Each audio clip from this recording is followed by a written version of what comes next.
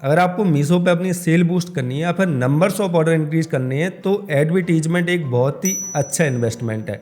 अगर आप एडवर्टीजमेंट करते हैं तो आपकी जो प्रोडक्ट है उनकी विजिबिलिटी बढ़ती है। विजिबिलिटी बढ़ने से आपकी जो प्रोडक्ट है वो ज़्यादा से ज़्यादा लोगों को दिखते हैं और ज़्यादा से ज़्यादा बिकते हैं। आप जब नए प्रोडक्ट मीशो पे लिस्ट करते हैं तो उनकी जो विजिबिलिटी वो काफ़ी कम होती है। वो जो प्रोडक्ट है या तो लास्ट पेज पे शो होते हैं या फिर एंड के कुछ पेज पे शो होते हैं और लास्ट पेज तक कोई भी कस्टमर हमारे प्रोडक्ट को परचेस करने के लिए नहीं जाता है।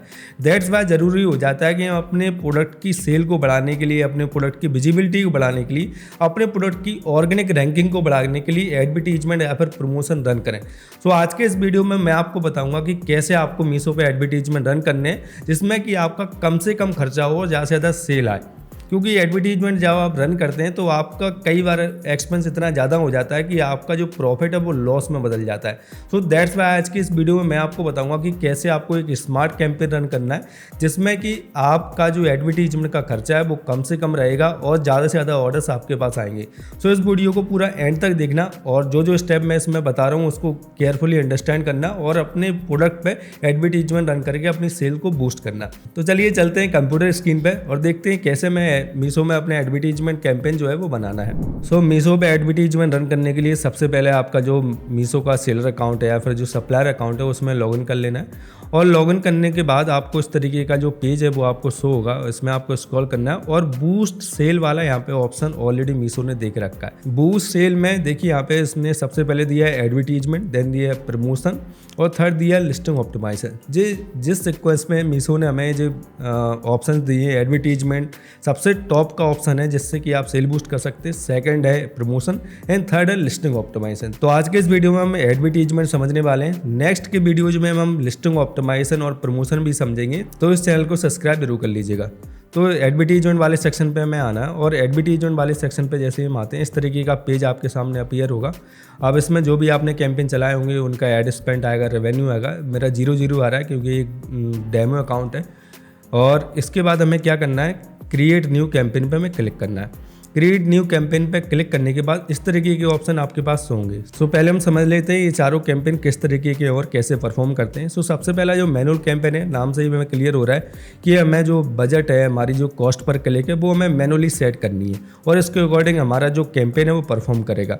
सेकंड जो है वो स्मार्ट कैंपेन है। स्मार्ट कैंपेन में देखिए इन्होंने यहाँ पे लिखा हुआ है automatically select and manage catalogue. इसको जब हम सेलेक्ट करते हैं तो इसमें एक जो इनका जो स्मार्ट कैंपेन है इसमें में ऑटोमेटिकली आपकी जितने भी प्रोडक्ट लिस्टेड है उनको एडवर्टाइज करते हैं और एडवर्टाइज के बाद जो प्रोडक्ट अच्छे से परफॉर्म कर रहे हैं उनको कंटिन्यू एडवर्टीजमेंट उन पर करते हैं और जो प्रोडक्ट अच्छे से परफॉर्म नहीं कर रहे हैं एडवर्टीजमेंट में उनको ये ऑटोमेटिकली पॉज कर देता है। थर्ड जो है वो न्यू कैटलॉग बूस्टर है।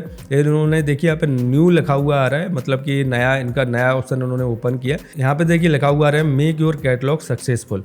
मतलब कि अगर आपने कोई प्रोडक्ट लिस्ट किया है विदिन 30 डेज़ का उन्होंने पीरियड दे के रखा है कि 30 दिन के अंदर जो भी प्रोडक्ट आपने लिस्ट किए, एक महीने के अंदर जो भी प्रोडक्ट आपने लिस्ट किए उनको आप ये जो कैंपेन टाइप है उसके थ्रू एडवर्टाइज कर सकते हैं। मतलब कि अगर आपने नया प्रोडक्ट लिस्ट किया है तो उन्होंने स्पेसिफिक उसके लिए जो कैंपेन टाइप है वो उन्होंने बना के रखा है।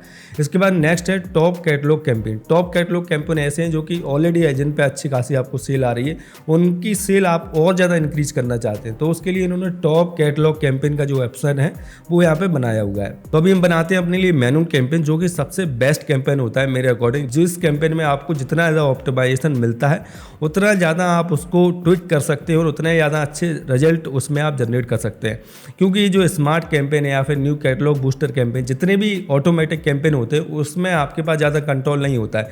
ना ही आप उसमें बजट को कंट्रोल कर सकते हैं, ना ही उसमें आप सीपीसी को कंट्रोल कर सकते हैं, ना ही उसमें आप अपने एडवर्टीजमेंट की प्लेसमेंट को कंट्रोल कर सकते हैं। जिस कैंपेन में जितना ज़्यादा कंट्रोल आपके हाथ में होगा उतना ज़्यादा अच्छे रिजल्ट आप उस कैंपेन से जनरेट कर सकते हैं। तो मैं आपको प्रेफर करूंगा कि आप ऑलवेज मैनुअल कैंपेन ही रन करें क्योंकि मैनुअल कैंपेन में आप कम से कम खर्चे में ज़्यादा से ज़्यादा सेल जनरेट कर सकते हैं। सो मैनुअल कैंपेन में जैसे ही हम सेलेक्ट करते हैं इसके बाद नीचे हमें देखिए कैंपेन नेम यहाँ पे पूछ रहा है तो आप कैंपेन नेम डाल सकते हैं। जैसे कि मैं एक टी शर्ट का डाल रहा हूँ तो मैं यहाँ पे टी शर्ट टाइप की देता हूँ। टी शर्ट मैंने यहाँ पे टाइप कर दिया और इसके बाद यहाँ पे आप डेट भी डाल सकते हैं, टाइम भी डाल सकते हैं। तो यहाँ पे देखिए 3 उन्होंने ऑप्शन दे के रखा है, catalogue to increase orders, new catalogue to increase views और मैनुअली सिलेक्ट कैटलॉग। तो मैंने जो कैटलॉग है वो ऑलरेडी यहाँ पे सिलेक्ट करके रखा है। अब जब आप कैंपेन रन करेंगे तो यहाँ पे देखिए नीचे ऑप्शन जो आ रहा है ऑटो ऑप्टिमाइज सीपीसी, ये बाय डिफ़ॉल्ट ये इनेबल होता है, लेकिन आपको इसको डिसेबल करना है, क्योंकि आपको जो अपनी CPC है, कॉस्ट पर क्लिक है, आपको अपने अकॉर्डिंग रखनी है।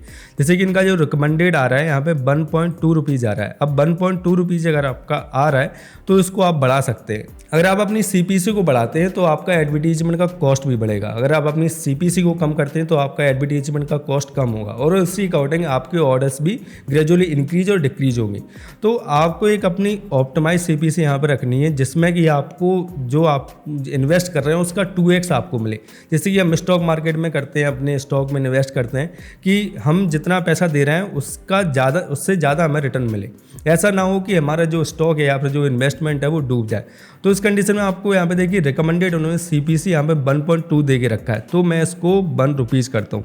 आप भी 1-2 पैसा या फिर 50 पैसे कम यहाँ पे कीजिएगा, और उसके बाद अपना जो कैंपेन है वो रन कीजिएगा। 1.2 यहाँ पे दे के रखा है, मैं इसको 1.0 की देता हूँ। 1.0 मैंने यहाँ पे कर दिया। अब इसके बाद यहाँ पे देखिए नीचे हम आते हैं डेली बजट। डेली बजट जो है यहाँ पे इन्होंने रिकमेंडेड दे के रखा है, 3 टैब बना दी, 530 रुपये, 460 रुपये और 330 रुपये। तो इसको भी मैं सिलेक्ट मैनुअली करता हूँ, और अपना जो बजट है वो मैं पर डे का अपना 300 रुपीज़ यहाँ पे रखता हूँ। 300 रुपये मैंने यहाँ पे डाल दिया, और उन्होंने यहाँ पे देखिए बताया है मुझे कि 190 से 230 क्लिक मुझे पर डे इस प्रोडक्ट पे आएंगे इस बजट में। 300 रुपये में मुझे 250 क्लिक मिल रहे हैं एक प्रोडक्ट पे। तो अगर 250 क्लिक में से 10% का अगर हम रेशियो निकालते हैं तो 25 ऑर्डर्स मुझे आ जाएंगे 300 रुपये में।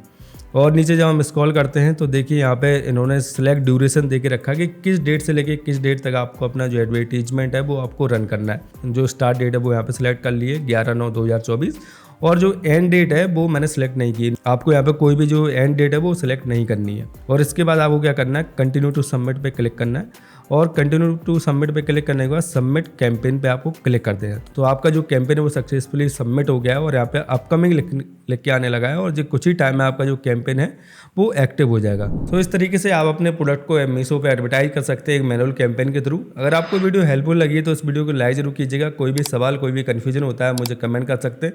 तो मिलते हैं अगली वीडियो में। Keep selling, stay awesome.